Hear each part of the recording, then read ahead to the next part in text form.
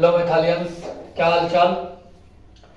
तो पिछले वीडियो में हमने भारत में राष्ट्रवाद हम लोग देख रहे थे।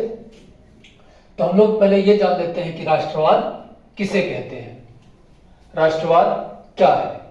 तो राष्ट्रवाद अपने देश से, अपने राष्ट्र से प्रेम की भावना ही राष्ट्रवाद है। जैसे मान लीजिए आप जिस गली मोहल्ले या जिस शहर में रहते हैं और दूसरे शहर या दूसरे मोहल्ले के लोग आकर के आपके मोहल्ले के किसी व्यक्ति को वैसे ही बिना वजह या फिर किसी वजह के भी पीटने लगे, तो आप क्या करेंगे? आप भी अपने मोहल्ले के उस व्यक्ति के पक्ष से दूसरे मोहल्ले के व्यक्ति से लड़ेंगे। सेम चीज राष्ट्र में होता है। अगर कोई दूसरा राष्ट्र हमारे राष्ट्र पर आकर के आक्रमण करे तो हम लोग उसका जवाब देंगे। तो राष्ट्रवाद क्या है कि राष्ट्रवाद वह वाद या भावना जो किसी विशेष भौगोलिक, सामाजिक या सांस्कृतिक परिवेश में रहने वाले लोगों के बीच परस्पर प्रेम और एकता को स्थापित करती है, राष्ट्रवाद कहलाता है। यानी किसी विशेष भौगोलिक, सामाजिक या सांस्कृतिक परिवेश में रहने वाले लोगों में एक दूसरे के प्रति जो एकता और प्रेम की भावना है वही राष्ट्रवाद है। या फिर उसका दूसरा डेफिनेशन क्या हो सकता है कि राष्ट्रीय चेतना का उदय, अर्थात अपने राष्ट्र से प्रेम की भावना ही राष्ट्रवाद है। राष्ट्र से प्रेम, राष्ट्रवाद। तो भारत में राष्ट्रवाद के जो राजनीतिक कारण है उस पर हम लोगों ने चर्चा कर लिया था पिछले वीडियो में। बंगाल विभाजन क्या है, उसके बाद वर्नाकुलर प्रेस एक्ट क्या है, इन सब पर हम लोगों ने चर्चा कर लिया है। आज जो हमारा टॉपिक है वो है भारत में राष्ट्रवाद के उदय के सामाजिक कारण। यानी कि भारत में राष्ट्रवाद के उदय के सामाजिक कारण क्या थे। तो जो अंग्रेज है वह जातीय विभेद की नीति अपनाती थी, यानी कि फूट डालो और शासन करो की नीति पर अंग्रेज काम करते थे। तो जातीय विभेद की नीति थी अंग्रेजों में। वह विदेशों में भी भारतीयों के साथ बुरा बर्ताव कर रहे थे। अंग्रेज स्वयं को श्रेष्ठ समझते थे और हम भारतीयों को जो है हेय दृष्टि से देखते थे। वह खुद को महान और हम लोगों को कमजोर समझते थे। इसके अलावा सरकारी सेवाओं में भी पक्षपातपूर्ण नीति उन्होंने अपनाई। यानी कि उस समय जो सरकारी सेवाओं में जो नीति, पक्षपात की नीति अपनाई, यानी कि उस समय सिविल सर्विसेज की जो एग्जाम है वह लंदन में हुआ करता था और भारतीय, उसमें बहुत सारे भारतीय वहां नहीं पहुंच पाते थे एग्जाम देने के लिए, और जो पहुंच भी पाते थे उनमें वो कुछ ना कुछ करके जो है उनको उस बहाल करने से मना कर देते थे। यानी कि सरकारी सेवाओं में भी भारतीयों को जो है वह दूर रखना चाहते थे सरकारी सेवाओं से। तो सरकारी सेवाओं में पक्षपातपूर्ण नीति अपनाया उन्होंने। रेलगाड़ी, क्लबों एवं होटलों में भारतीयों के साथ दुर्व्यवहार किया जाता था।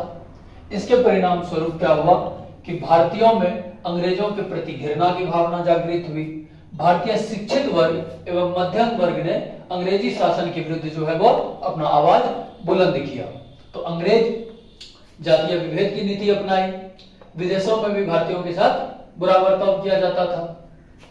स्वयं को श्रेष्ठ समझते थे और भारतीयों को हेय दृष्टि से देखते थे। सरकारी सेवाओं में पक्षपातपूर्ण नीति थी अंग्रेजों की। रेलगाड़ी, क्लबों एवं होटलों में भारतीयों के साथ बुरा व्यवहार किया जाता था। ये लोग होटलों और क्लबों के आगे लिख करके रखते थे कि dogs and Indians are not allowed, यानी कि कुत्तों तथा भारतीयों को अंदर आना मना है। तो इस तरह से भारतीयों में अंग्रेजों के प्रति जो है वह घृणा की भावना जागृत हुई। भारतीय शिक्षित वर्ग एवं मध्यम वर्ग ने अंग्रेजी शासन के विरुद्ध अपना आवाज बुलंद किया। तो क्वेश्चन यहाँ से पूछा जाता है कि भारत में राष्ट्रवाद के उदय के सामाजिक कारणों पर प्रकाश डालें। तो भारत में राष्ट्रवाद के उदय के सामाजिक कारणों पर प्रकाश डालें। भारत में राष्ट्रवाद के उदय के सामाजिक कारणों में से सबसे महत्वपूर्ण भूमिका अंग्रेजों की जातीय विभेद की नीति ने निभाई। तो अंग्रेजों की जो नीति थी वह जातीय विभेद की नीति थी। उन्होंने भारत में राष्ट्रवाद के उदय के सामाजिक कारणों में सबसे महत्वपूर्ण भूमिका निभाई। वे स्वयं को श्रेष्ठ तथा भारतीयों को हेय दृष्टि से देखते थे। रेलगाड़ी, क्लबों एवं होटलों आदि में भारतीयों के साथ दुर्व्यवहार किया जाता था। साथ ही सरकारी सेवाओं में भी पक्षपातपूर्ण नीति अपनाकर सरकार द्वारा ऊंचे ऊंचे सरकारी पदों से भारतीयों को अलग रखने का हर संभव प्रयास किया जाता था। तो भारत में राष्ट्रवाद के उदय के जो सामाजिक कारण है उनमें क्या है, तो सबसे महत्वपूर्ण भूमिका जो है वह अंग्रेजों द्वारा जातीय विभेद की नीति जो अपनाई थी, उन्होंने सबसे महत्वपूर्ण भूमिका निभाई। वे स्वयं को श्रेष्ठ तथा भारतीयों को हे दृष्टि से देखते थे। इससे भी भारतीयों में जो है वह अंग्रेजों के प्रति घृणा की भावना जागृत हुई। साथ ही साथ रेलगाड़ी, क्लबों एवं होटलों आदि में भारतीयों के साथ जो है वह दुर्व्यवहार किया जाता था।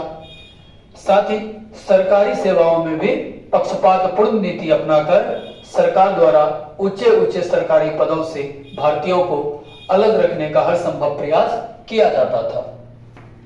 इसका परिणाम क्या निकला?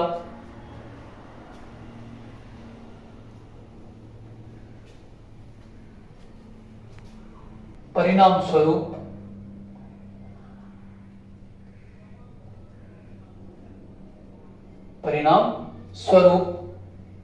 भारतीय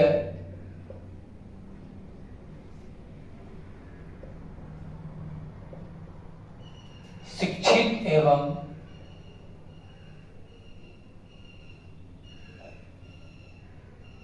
मध्यम वर्ग में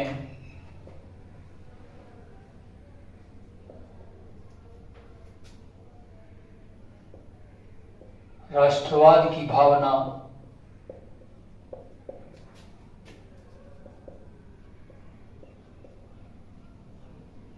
जागृत हुई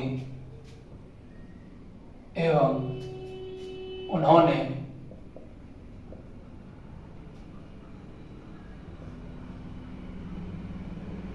अंग्रेजी शासन के विरुद्ध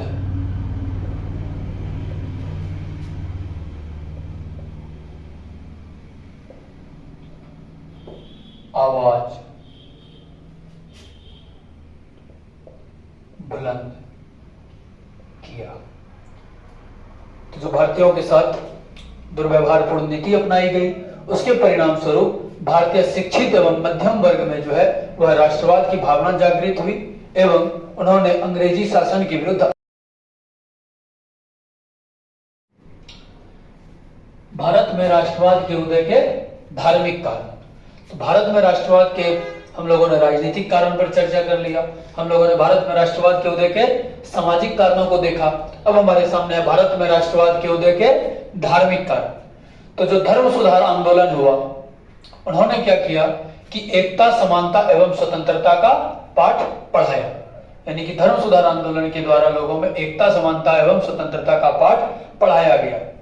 भारतीय जनजीवन में नई चेतना एवं मंत्र एवं राष्ट्रवाद का उदय हुआ। धार्मिक कुरीतियों के खिलाफ आंदोलन। अगर पूछ दे, कई बार सवाल पूछ देता है कि धर्म सुधार आंदोलन क्या है या क्या था, तो धार्मिक कुरीतियों के खिलाफ आंदोलन को ही धर्म सुधार आंदोलन कहते हैं। इसने क्या किया, तो एकता, समानता एवं स्वतंत्रता का पाठ लोगों को पढ़ाया। भारतीय जनजीवन में नई चेतना का मंत्र एवं राष्ट्रवाद का उदय हुआ। 1885 ईस्वी में इसी बीच क्या हुआ कि अखिल भारतीय राष्ट्रीय कांग्रेस का गठन किया गया। 1885 ईस्वी में अखिल भारतीय राष्ट्रीय कांग्रेस का गठन हुआ। 1914 ईस्वी में बाल, पाल और लाल के नेतृत्व में राष्ट्रीय आंदोलन की शुरुआत हुई। बाल मतलब बाल गंगाधर तिलक, पाल यानी कि विपिन चंद्र पाल और लाल यानी कि लाला लाजपत राय, इनके नेतृत्व में जो है 1914 ईस्वी में आंदोलन की शुरुआत हुई। 1914 ईस्वी में प्रथम विश्व युद्ध की आरंभ हुई और इसमें अंग्रेजों द्वारा भारत को भी एक युद्धकारी देश घोषित किया गया। यहां तक जो है जो मांग था वह केवल सुधार की मांग थी। जो राष्ट्रीय अखिल भारतीय राष्ट्रीय कांग्रेस का जो गठन हुआ, उसका जो मांग था वह केवल सुधार चाहता था। लेकिन इनके फलस्वरूप क्या हुआ कि वह जो है स्वतंत्रता की मांग करने लगा और यहां से जो है आंदोलन को एक तीव्र गति मिली। प्रथम विश्व युद्ध के दौरान क्या हुआ कि अंग्रेजों ने भारतीयों से बहुत सारे वादे किए। जैसे भारतीयों ने गांधी जी से वादा किया था कि हम जो है या तो भारत को आजाद कर देंगे या फिर उनके प्रति कुछ अच्छा कदम उठाएंगे। तो गांधी जी जो है वह भारतीयों को, बहुत सारे भारतीयों को इस सैनिक में यानी कि अंग्रेज शासन में सैनिक में भर्ती होने के लिए प्रेरित किया। लेकिन उनके पर जब युद्ध समाप्त हुआ तो क्या हुआ, बदले में अच्छे कदम उठाने के बदले में अंग्रेजों ने हमें रॉलेट एक्ट दिया।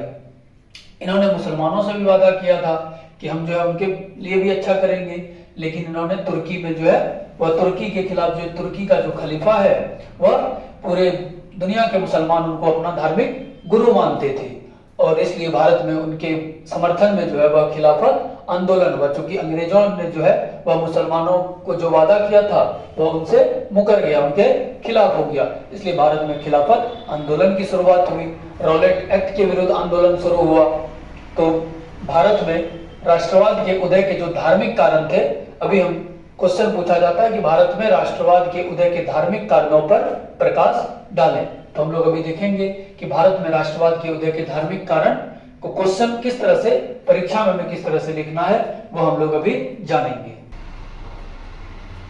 भारत में राष्ट्रवाद के उदय के लिए सामाजिक धार्मिक सुधार आंदोलन किस प्रकार सहायक हुआ? तो 19वीं शताब्दी के धार्मिक एवं सामाजिक सुधार आंदोलनों ने राष्ट्रवाद उत्पन्न करने में महत्वपूर्ण भूमिका निभाई। जो 19वीं शताब्दी में जो सामाजिक धार्मिक सुधार आंदोलन था, उन्होंने राष्ट्रवाद को बढ़ाने में बहुत बड़ी भूमिका निभाई। ब्रह्म समाज, आर्य समाज, रामकृष्ण मिशन जैसे संस्थाओं ने अंधविश्वास, धार्मिक कुरीतियां, छुआछूत, बाल विवाह, विधवा विवाह जैसी समस्याओं के समाधान के लिए जनमत तैयार कर जनमानस में राष्ट्रीयता की भावना कूट कूट कर भरने में सहायक सिद्ध हुआ।